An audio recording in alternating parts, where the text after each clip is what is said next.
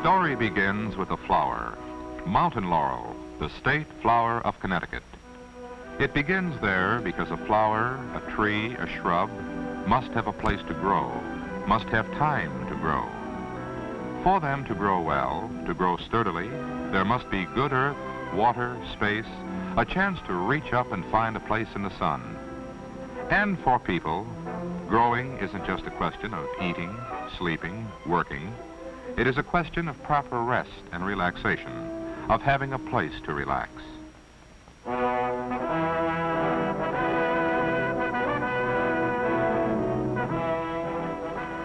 In an earlier day, when people lived close to the land, recreation and exercise were part of a way of life. But as the drift of the cities increased, the land was left to itself, oftentimes neglected and forgotten.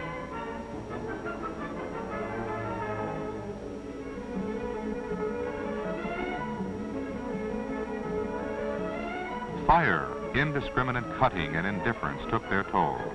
Indifference to the needs of the land and to the needs of future generations. At the same time, city life made heavy demands on what the country could supply. Water, clean water, plenty of it, was the growing requirement. Water for the cities, water for recreation.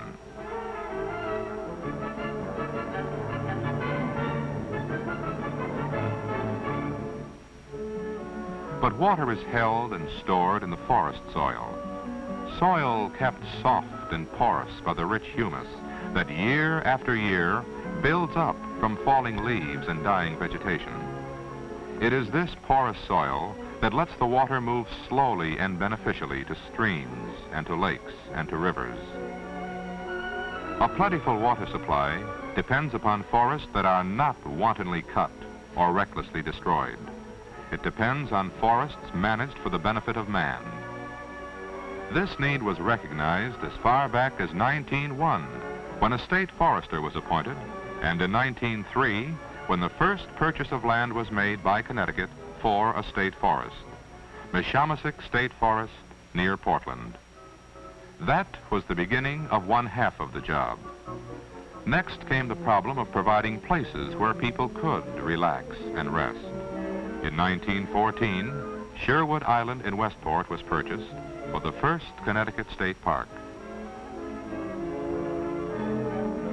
Bare and barren at first, today it provides space for over 200,000 visitors a year.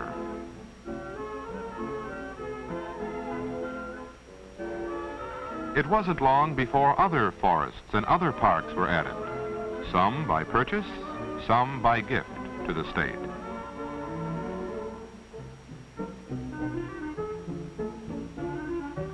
Today, under a 6-man Park and Forest Commission, Connecticut boasts more than 50 state parks, 26 state forests under competent supervision and control, planned with a purpose.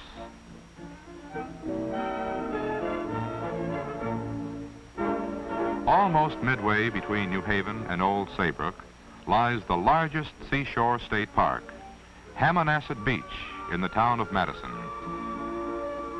Purchase of Hammonasset began in 1919. Now, almost 1,000 acres with 2 miles of gleaming white sand afford rest, relaxation, change to thousands of people a day. Here is living proof that, given the chance, people too will seek their place in the sun. As in all Connecticut state parks, safety is of paramount importance. Where the hazard of drowning exists, a staff of competent lifeguards is maintained. They take their work seriously, undergo continual, rigorous training and frequent test drills. And the result of this program, the result, not one death due to drowning in any guarded area.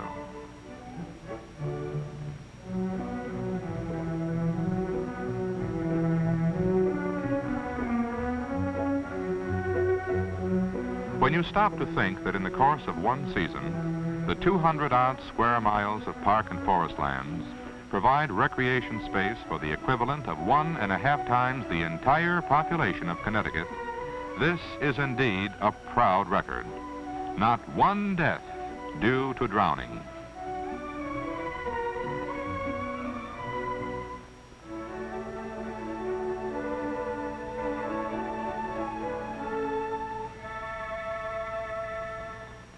But Hammonasset has come to be much more than just a well-guarded bathing beach.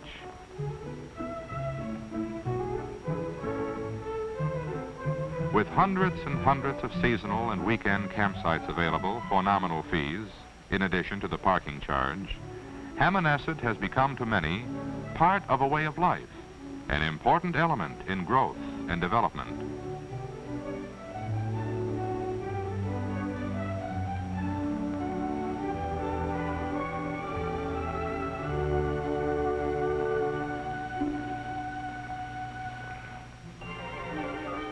For those who find the drive to the shore too long, or who prefer a different type of relaxation, Connecticut is dotted with parks like this one at Thomaston, Black Rock State Park. Adjoining Mattatuck State Forest, over 713 acres have been set aside and improved for camping and for recreation. In an atmosphere of friendliness, cooperation, and the freedom from formality that camp life encourages, many acquaintances are begun, many lasting friendships are formed. How much does it cost? An annual appropriation by the General Assembly makes it possible for people to use the parks for only a parking fee in some cases, for no charge at all in other cases, or for a nominal campsite fee. Truly, a program planned with a purpose.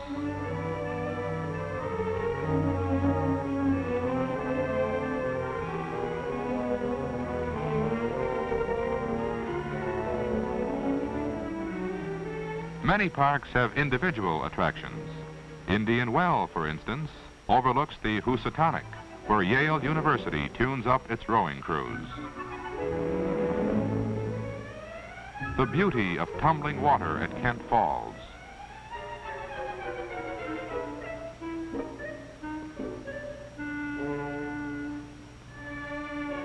Just as the state forests are planned to grow new and vigorous timber, so the state parks cooperate with youth agencies of all kinds in growing vigorous human beings. At a place like Burr Pond, far up in the northwestern part of Connecticut, regular swimming classes are held under Red Cross supervision. The YMCA, the Boy Scouts, social welfare and youth organizations of all kinds find willing assistance at the hands of the Park and Forest Commission people. And wherever the possibility of drowning, lifeguards and life-saving equipment ready and waiting. For those to whom the tingle of frost in the air, the thunder of a game bird's wings is the peak of enjoyment, well, state forest areas and those hunting areas leased by the State Board of Fisheries and Game for public hunting and fishing, they're places where no trespassing signs are conspicuous by their absence. As the parks have developed, traditions and legends have added their interest to reservations held for public use. High on its cliff above the Connecticut River at Headlime stands the dwelling of the man who brought Sherlock Holmes to the American stage, the man who was Sherlock Holmes to a generation of theater goers, William Gillette. Built from plans he himself drew, the castle reflects the endless resource of his versatile mind. At his death, by direction of his will, the estate did not go, in Mr. Gillette's own words, to some blithering saphead, but into the care of the Park and Forest Commission. Legend has it, too, that into this wolf den crawled the redoubtable Israel Putnam to subdue a female wolf and drag her out with his bare hands. Now, near Pomfret, the wolf den is part of more than 500 acres of Mashamoket Brook State Park. Even the names of many of the parks and forests are in the language of an earlier day. Mashapog, Putatuck, Nipmuc, Schnipsit, Tunxis, and of course, Mohawk, the most dreaded of all Eastern Indian names. High on Mohawk Mountain, so the story goes, local Indians used to build beacon fires to warn their tribesmen when the Mohawks were on the warpath. Now, where once the snowshoes and moccasins of stealthy Indians marked the deep snows, Connecticut plays host each winter to an ever-increasing number of ski enthusiasts. Already, the miles of trails, the 9 ski toes, are being outgrown by the popularity of this vigorous sport. Yes, winter, summer, fall, or spring, the parks are busy filling the need recognized so many years ago.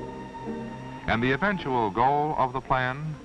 A well-equipped state park within 25 miles driving distance of any spot in the state. An investment in people planned with a purpose.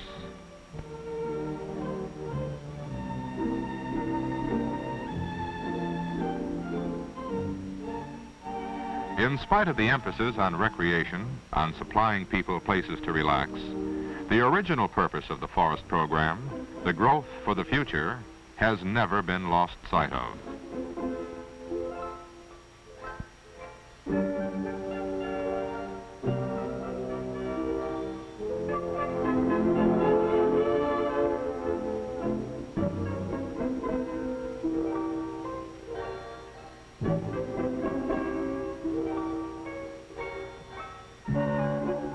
A reliable supply of good, clean water depends on well-conditioned forest soil, a soil made loose and porous by the growing trees so that it acts as a giant sponge.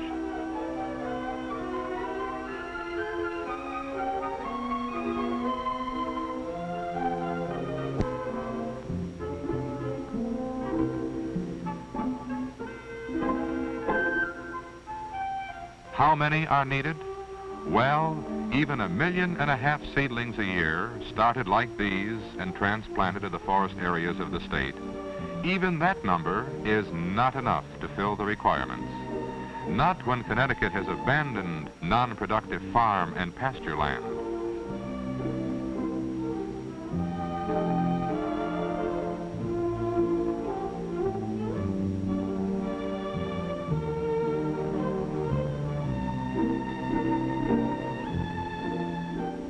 Planting is only part of it.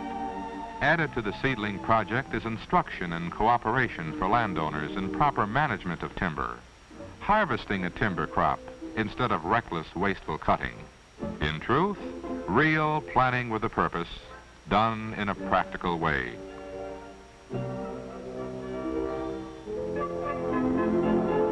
The results of this planning are many and plain. First, good water, clean water for the cities and for recreation.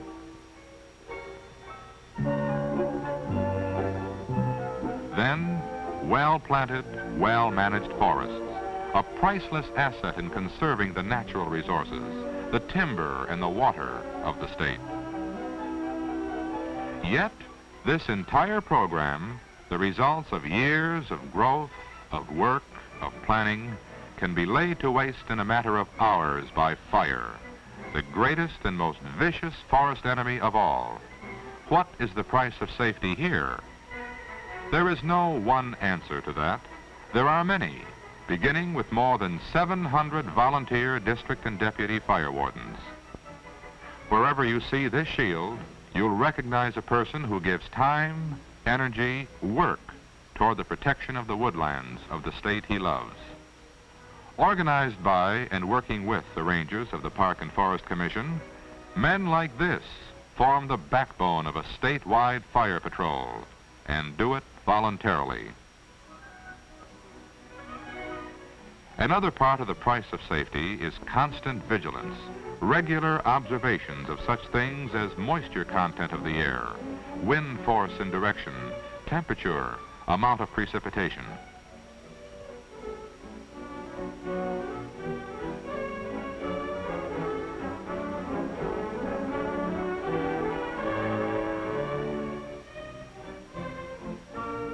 Taken at many spots, filtered through control stations like this, they all add up to the figure you hear over the radio, read in your newspapers, the degree of forest fire danger.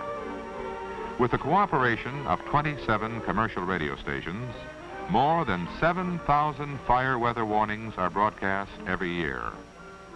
But forest fires don't care where they start. It may be on state forest land, it may be on private land. Either is equally dangerous. So, The third step in safety is the lookout tower. 19 of them throughout the state, many of them staffed by women, where all forest land, public or private, may be watched.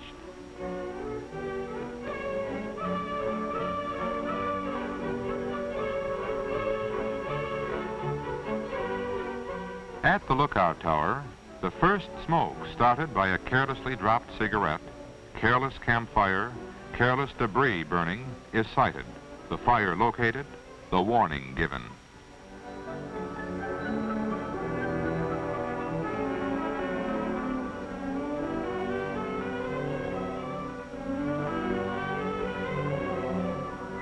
That warning swings the combined forces of Park and Forest Commission into action, alerts the volunteer wardens.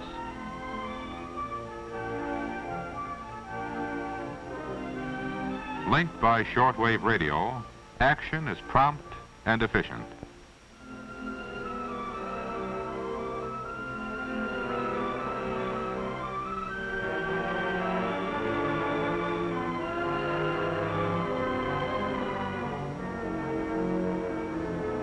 In strategic locations from Barkhamsted to Wilton, from Eastford to Cobalt, pumps and other firefighting equipment are held in readiness. When the chips are down, men are on the job, doing the work that has to be done, and done quickly. How well is it done? Ask the U.S. Forest Service, from which, in 1948, one of the worst drought years of all time in New England, Connecticut won an official commendation for the job it had done.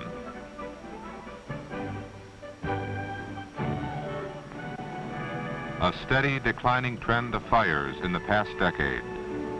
How well is it done? The U.S. Forest Service recently stated that this trend was the result of a planned program, the odds being 200 to 1 that it did not happen by chance. No, none of it has happened by chance. These are results, the results of planning, planning with a purpose for the future.